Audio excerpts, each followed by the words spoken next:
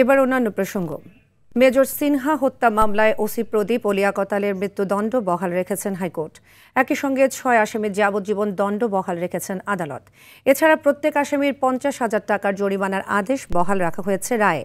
বিচারপতি মোহাম্মদ মোস্তাফিজুর রহমান ও বিচারপতি মোহাম্মদ সগীর হোসেনের হাইকোর্ট বেঞ্চ এ রায় ঘোষণা করেন।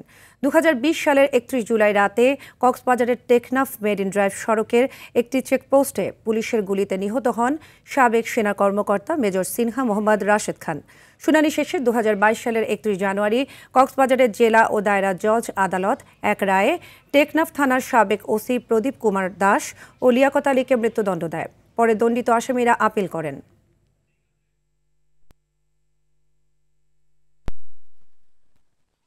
ট্রায়াল কোর্টের রায় সম্পূর্ণভাবে বহাল রাখা হয়েছে, কিন্তু রায়ের একটু খুঁত থেকে গেল।